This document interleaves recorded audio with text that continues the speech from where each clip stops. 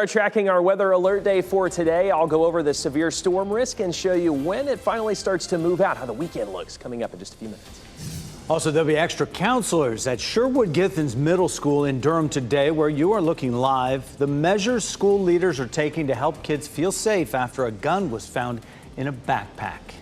It's 4:30 on Thursday morning. A lot going on, and the Masters starts today. They're going to get some of the same weather that we're going to get here and the cool off over the weekend. I'm Jeff Hogan. Good to have you with us. And I'm Michelle McConaughey. Yeah, it's all good now. Yeah. Everything looks pretty good. Nice temperatures out there. But we do have the risk for some severe weather. So we got to get over to meteorologist Anthony Baglione and with us this morning. Anthony, where are we seeing that severe risk? So the severe risk, guys, at this point, level 1 here from essentially the northern parts of Wake County up to the Virginia-North Carolina border. The one change this morning, you notice that level 2 that the Storm Prediction Center has added to the map here, mainly in Virginia, a very small sliver there of Mecklenburg County, but most of this is going to be to our north. And so there is where the system currently sits right now. It's definitely been a very messy couple of days here. The Ohio and Tennessee valleys have seen numerous days of strong storms. It is quiet right now. We overlook our azalea gardens here, looking good to go. It's a warm start. We're at 70 in Raleigh, 70 degrees in Durham,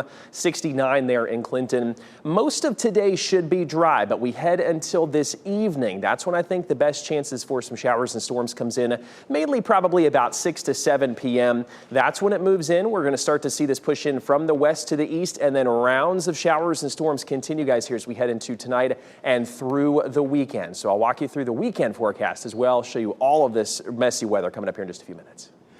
This morning, we will get a clearer picture of some potentially huge changes for transgender youth in North Carolina, and those include their ability to play high school sports. WRAL's Nia Harden is outside the General Assembly in Raleigh with what we know about this right now. Nia, good morning. Good morning. Well, this morning, the focus will be on a measure to ban transgender athletes from playing on women's high school sports teams. The bill was introduced the same day Democrat Tricia Cottom switched parties, giving Republicans a supermajority in the General Assembly. That means they have a real shot at passing bills like these after several years at trying. In total, 6 bills have been introduced this week, all targeting young people who identify as transgender. Some of them limit gender-affirming treatment for people under 18. We spoke to people on both sides about this. There's this whole false narrative that trans kids just walk in and can start taking hormones or get surgery, when any family who's supporting their trans child will tell you it takes years for them to get access, sometimes just the mental health care. These gender mutilation procedures that are being performed on minors are really child abuse. And so we believe kids ought to be given a chance to resolve their confusion about their sex. As for the sports bill, the organization in charge of high school sports here in North Carolina says that there's about 15 transgender athletes that are currently playing this year. The commissioner says that she's seen little to no impact from their participation. Republican leaders will speak this morning at 10 o'clock, and we will have that for you on the WRAL News app. Nia Harden, WRAL News in Raleigh. And this all comes as lawmakers in other states across the country are pushing for similar bills. Most recently, Kansas lawmakers passed a bill banning athletes who identify as transgender from competing in girls' and women's sports. Lawmakers overrode the Democratic governor's veto of the bill yesterday. The move comes one day after they passed a bill forbidding people who identify as transgender from using public restrooms, locker rooms, and other facilities associated with their gender identities. The storm system that is headed our way left a path of destruction across the Midwest. A state of emergency remains in effect in Missouri today, where 5 people died in a tornado. The National Weather Service says a tornado with winds reaching 130 miles per hour ripped through communities about 100 miles south of St. Louis early yesterday morning. State officials say nearly 100 buildings were damaged and at least a dozen were destroyed. Missouri's governor says it'll take the recovery process will be a lengthy one. I think when you look at the devastation of this, it's going to be weeks upon months to be able to recover. It's a long journey ahead for the people that live here. At least 5 other people were hurt in that storm. Officials say a search and rescue effort continues for more people. And the National Weather Service will be in Louisville today to examine tornado damage there. The city's mayor says one person died there as the storm came through yesterday afternoon, but that death is not yet officially linked to the severe weather. Officials have confirmed one tornado touched down in the city. They'll look at damage today to determine whether there were more. People in Illinois are also cleaning up today after that severe weather. This video is from about 200 miles southwest of Chicago. The National Weather Service has not confirmed if a tornado touched down. No deaths or serious injuries have been reported. Counselors will be on hand today at Sherwood Givens Middle School in Durham after administrators found a handgun in a student's backpack. WRAL's Michael Grace joins us live from the school this morning. Michael, that student is facing some serious consequences.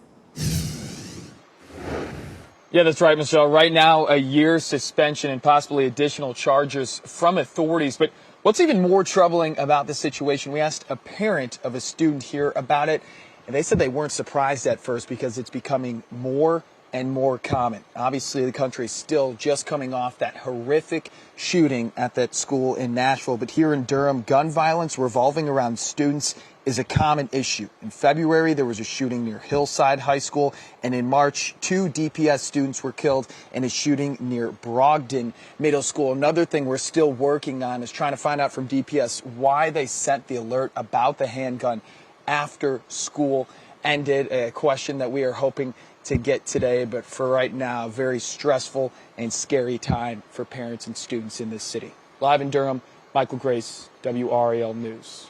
And students will see more security at Rogers Herm Middle School today. In a call to parents, the principal told families the school received a possible threat over social media.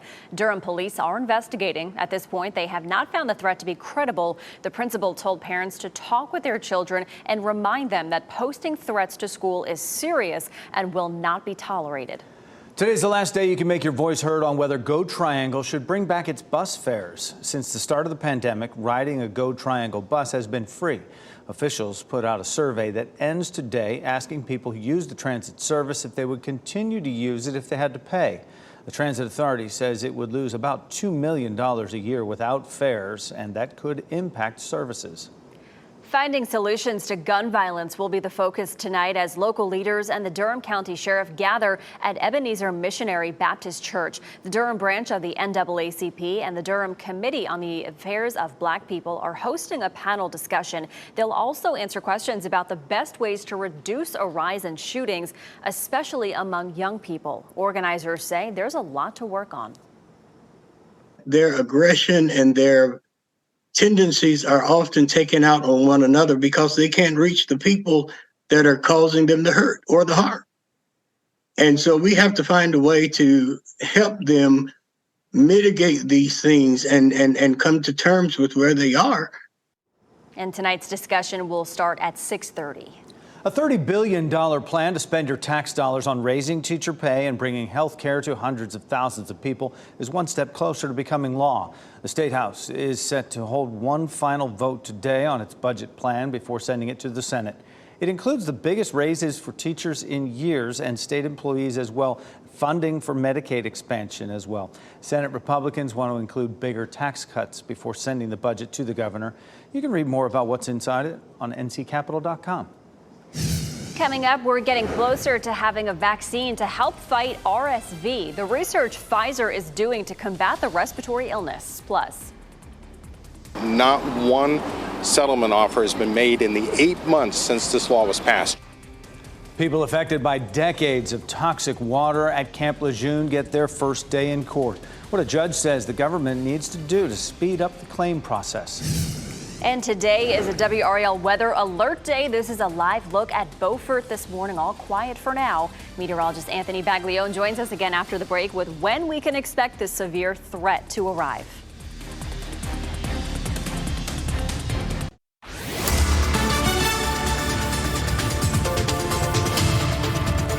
Well, Welcome back. It is 4:42. I'm meteorologist Anthony Baglione in for Elizabeth Gardner, who has the morning off. We are watching here the potential for some stronger storms as we head mainly into this evening and overnight tonight. This is the Storm Prediction Center map, and so you see where that level 1 cutoff risk is there, mainly from Raleigh up to the north. This does not include our southern counties, so Goldsboro, Fayetteville, Sanford, all good to go. Still going to be watching for some thunderstorms, but the damaging wind gust potential is where that Storm Prediction Center outline is this morning. There is the storm system itself. This has caused numerous issues across the entire country here the past couple of days. We're going to watch this arrive probably after about 5 to 6 p.m. tonight, so just make sure to keep the umbrella handy this evening. We'll learn more today about how millions of dollars will be spent to address the opioid crisis in our area. State Attorney General Josh Stein will meet with leaders from Franklin, Granville, and Vance counties this morning. They'll look over the community's share of a $26 billion settlement with major opioid distributors. Those payments will be spread out over several years. Today's discussion starts at 9:30 at the Granville Expo and Convention Center in Oxford. Good morning. Ken Smith here in the WRAL Live Center with breaking news out of Italy this morning. An Italian newspaper reporting former Italian Prime Minister Silvio Berlusconi was diagnosed with leukemia. Now, Berlusconi is 86 years old. He's been hospitalized this week with breathing problems. He served 3 stints as Italy's prime minister, most recently back in 2008 and 2011.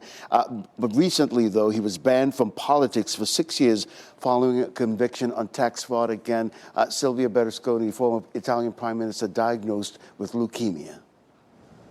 House Speaker Kevin McCarthy is highlighting the importance of bipartisanship this morning following a high-stakes meeting with Taiwan's president. This was the first time Taiwan's president met with a U.S. House Speaker on American soil. The two gathered with a group of U.S. lawmakers Wednesday at the Ronald Reagan Presidential Library in California. China condemned the meeting. But the one thing I would say to China, too, at no time, I am the Speaker of the House. There's no place that China is going to tell me and where I can go or who I can speak to, whether you be foe or whether you be friend. McCarthy also made it known that the U.S. does not have any intentions to escalate tensions. He says the plan is to continue to build and foster freedom and democracy around the world. The world's first ever RSV vaccine moves closer to getting the green light for adults and infants. Pfizer says it's asked the FDA for approval. Researchers say a late-stage trial shows promise. Pfizer says its RSV vaccine was also effective in late-stage pregnancies, which could extend protection to newborns. After decades of waiting, survivors of Camp Lejeune's toxic water are finally having their cases heard in court. A federal judge in Raleigh held a status hearing yesterday that could eventually affect the direction of thousands of claims against the U.S. government. WRAL Investigates has reported for years on families that are affected by contaminated water at Lejeune from the 1950s to the 80s. Judge James Dever warned attorneys and the government to create a database and format for settlements. Otherwise, it could take 1,000 years to handle all the claims. These people don't have this long to wait.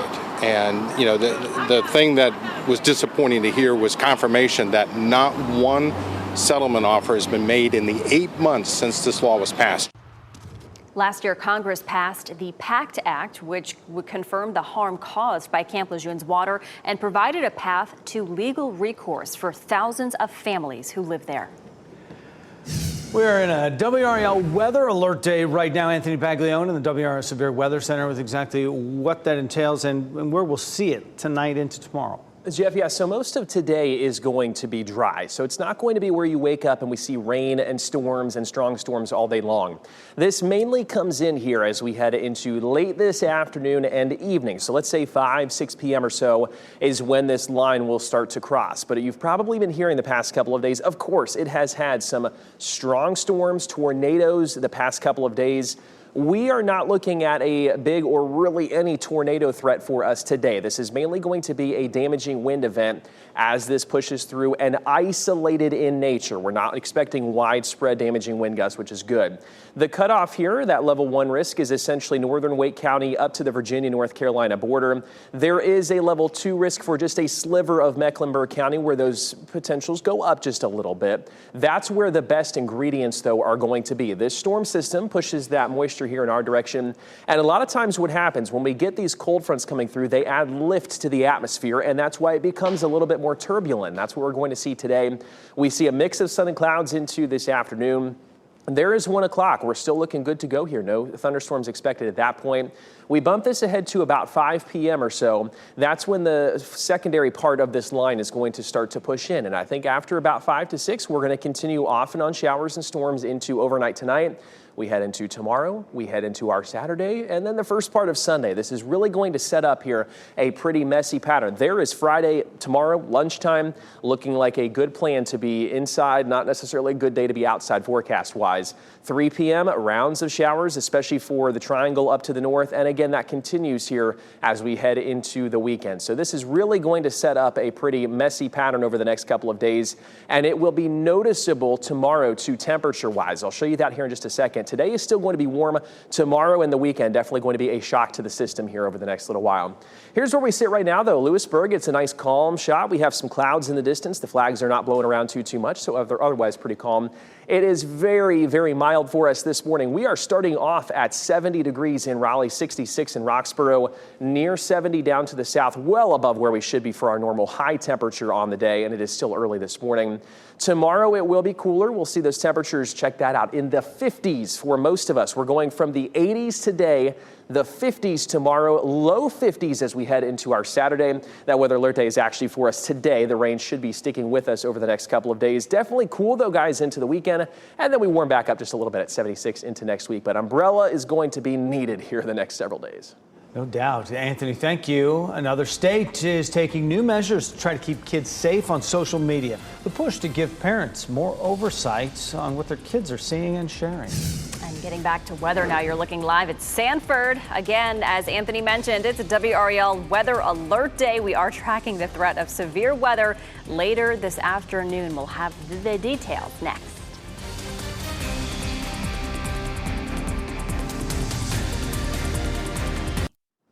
Yard work and cleaning, two tasks that go hand in hand with spring. 5 on your sides, Keely Arthur has the top picks from Consumer Reports for the equipment to help get you the job done.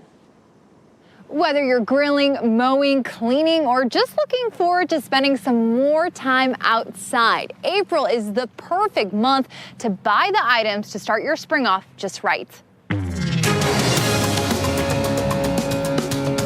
From summer to fall, winter, and now spring, Consumer Reports tracks the best prices of many of its top tested products all year long. Retailers tend to focus on seasonal items in April, with deals around spring cleaning and outdoor equipment for lawn care. It's also a great time to find sales on products that will help you enjoy the outdoors in the warmer months to come. First, get a handle on spring cleaning with the new vacuum cleaner. This Samsung Jet vacuum cleaner is as low as $550 at Amazon. This cordless stick vac has a digital display that allows you to check the power level, battery life, and any maintenance issues.